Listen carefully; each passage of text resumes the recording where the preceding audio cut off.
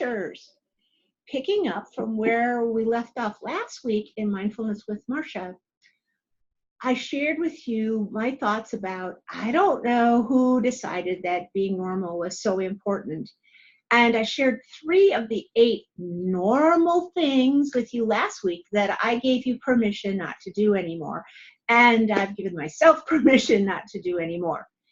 We started with number 1, saying yes when you want to say no. Let's stop doing that. Saving absolutely everything. And number 3, apologizing when you aren't sorry. Now, this isn't about being rude. This is about really when what you're apologizing for, really you shouldn't be apologizing for. Yeah, we need to stop doing that. So today I'm going to add 3 more of the 8. And the first one has been something that gets me often, and that's explaining our decision not to drink or eat certain foods. It just drives me crazy. There are some things that are only your business. Why you choose not to drink or eat certain things falls into this category. However, it seems so normal for people to think that when you're not, let's say, drinking alcohol or eating the appetizer or desserts, you have to tell everyone why. The same goes for like certain kinds of foods and drinks that we're doing.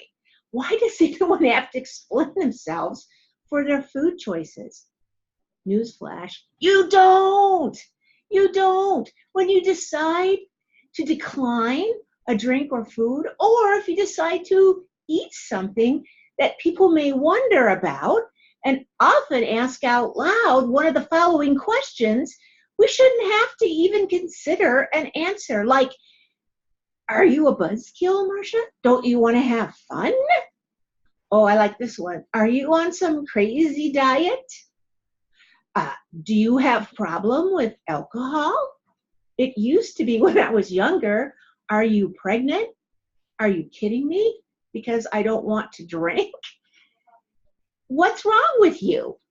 And yes, one of my favorites. You said that you weren't going to eat that before, and well, how well did that work for you? Enough already.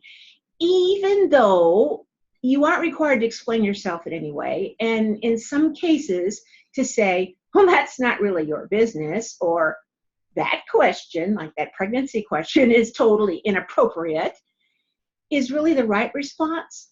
Here's another less confrontational approach that Melissa Urban suggested on her Instagram post. She says, I'm not eating or drinking this or that right now. Right now. She says that perhaps I don't drink or eat that is too strong, and it makes people feel defensive about their own behaviors. And this response is sort of less confrontational because I'm not drinking or eating this right now means that I have before, and I might later eat or drink this. So it's less threatening.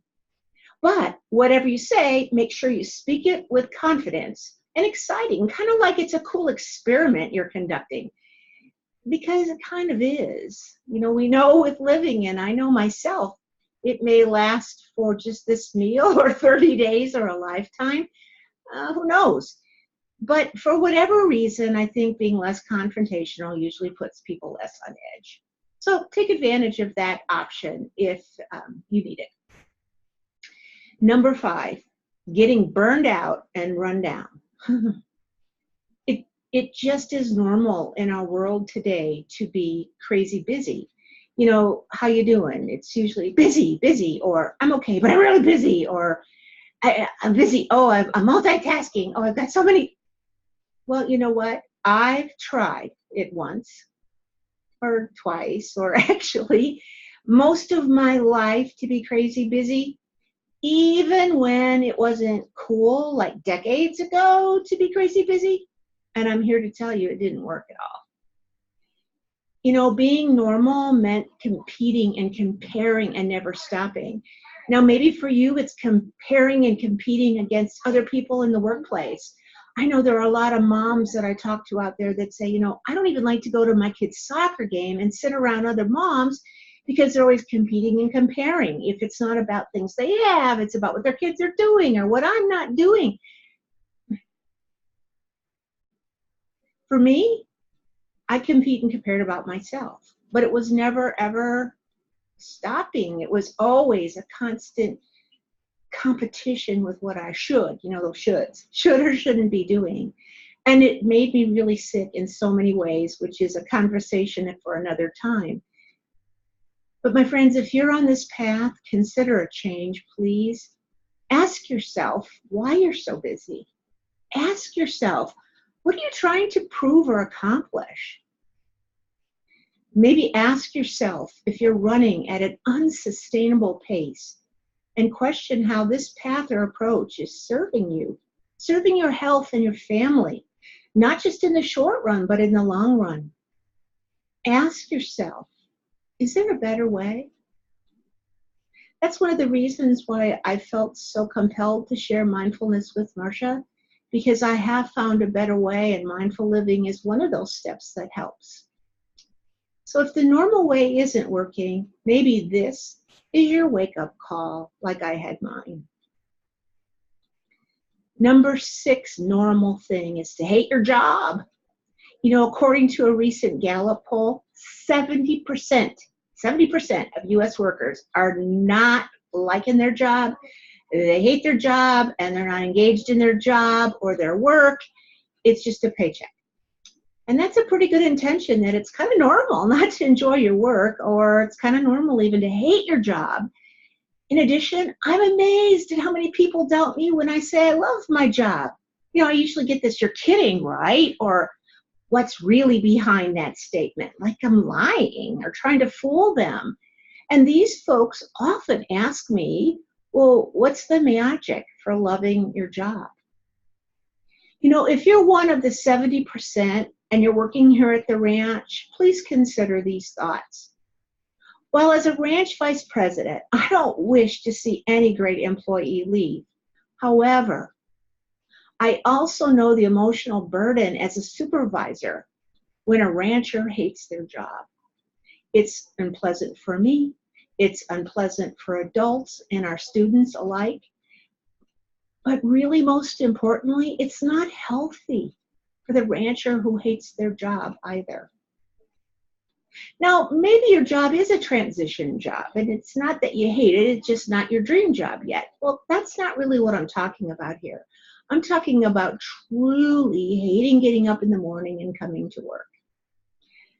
And I've found sometimes talking to people when they ask me why I love my job, that hating your job isn't enough. You need to love something more than you hate your job. Instead of waiting for that "enough is enough, I'm quitting," and you scream out of there, look for a quiet awareness in what really matters most in your life. What is the temporary nature of things? And realize that it's not often our job. Folks, sometimes it's not often our job that's really bothering us. So this week, pause and see which one of these needs your attention. Is it explaining your decision not to drink or eat certain foods? Is it just really truly getting burned out and run down? Or is it that you're starting to or do hate your job?